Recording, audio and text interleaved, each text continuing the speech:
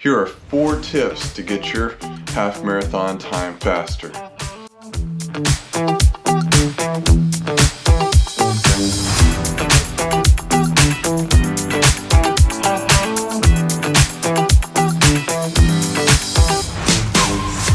Andrew with Running with Dr. Andrew, and today I'd like to share with you at least 4 good tips to getting your half marathon time faster, and maybe potentially getting something under 95 minutes, 135 minutes or so.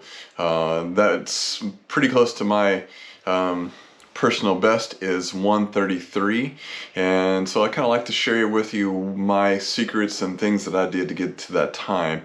Originally, about 5 years ago, I ran the half marathon in 2:23, and I've gotten my time down to 1:33, and so there's some specific things you have to do to kind of get to that time, unless if you have some sort of talent and you're aerobically talented and you're able to go out and do this naturally. Some people just have that natural talent.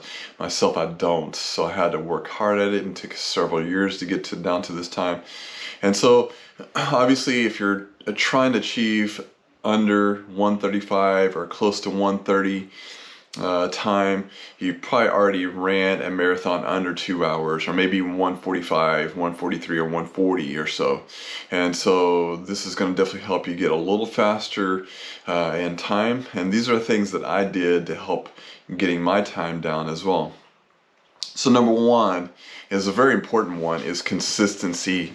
Getting out there every day, at least 5 to 6 times a week.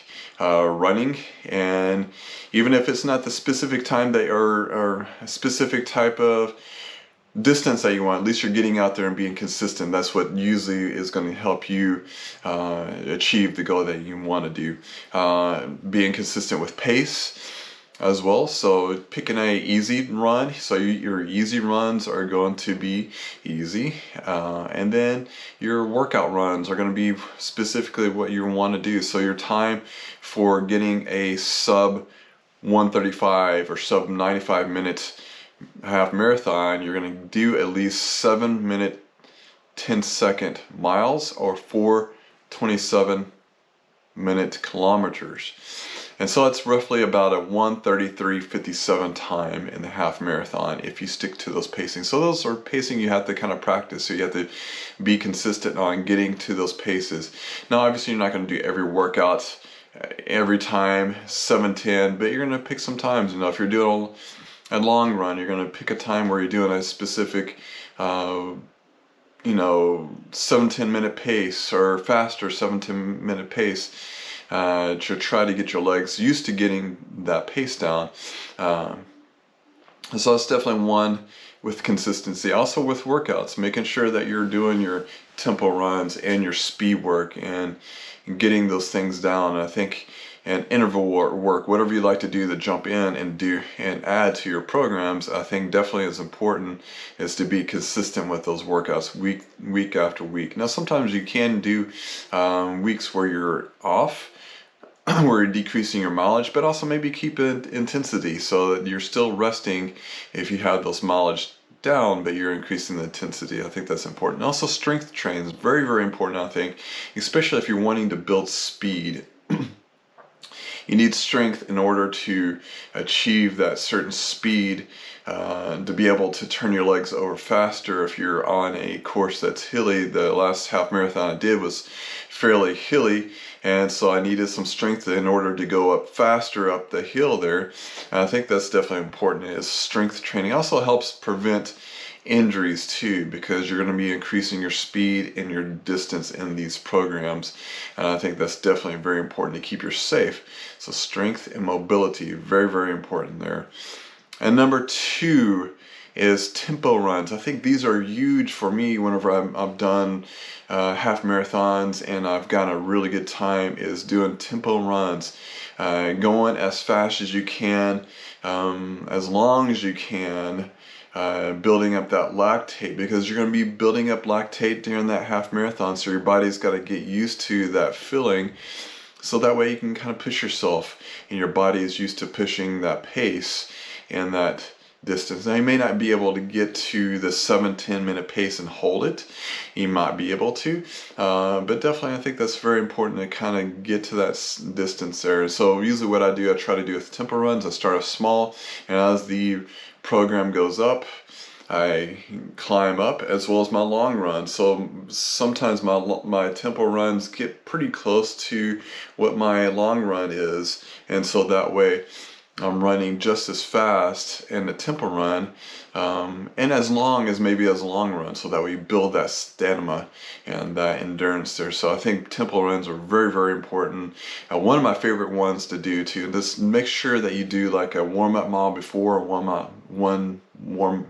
mile warm-up afterwards.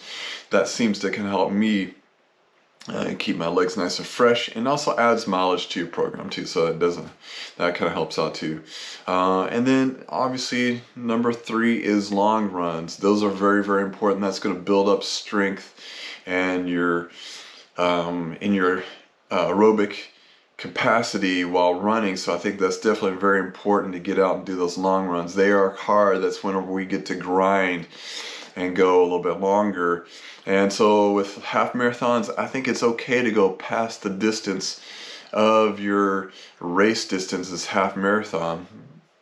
I've gone up to 16 miles, or even whenever I've done I did a half marathon. The last half marathon I did was during a marathon block, and I had done up to 23 miles in a half marathon block there. And so you can definitely play around with those distances. Obviously when you get down to the half marathon distance, that 13.1 miles distance is going to be easy, but you're going to be able to do it much faster because you've done the aerobic capacity, building up the aerobic engine to go longer there. And also this takes years. This is not just, I'm just now running today and I want to run a 1:35 half marathon, and this is the first time you ever ran a half marathon. It may not go well for you, but if you've built up over the years and you've had the times, I think this is definitely good for you. And also during long runs, you know, maybe work a little hard during that long run. Doing interval works.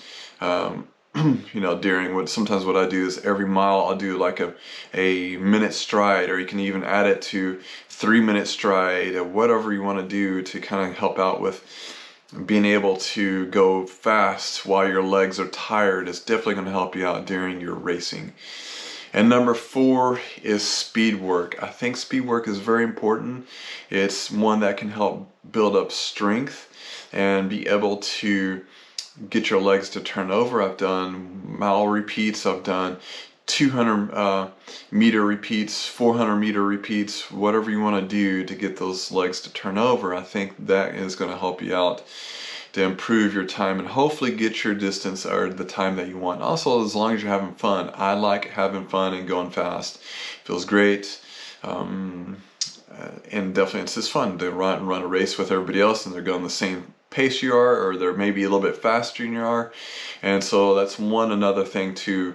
This is just a bonus one, is make sure when you're running, pick somebody that is about your, you know, whatever pace you want to go. If it's you know, a 90-minute pace or 95-minute pace, or whatever it is, pick a pacing group and stay with that group, because they found that you're going to be able to keep your pace more consistently with that pacing group, and be able to maybe even go a little faster a lot longer. So something that can help get your personal records is staying with a group while you're running.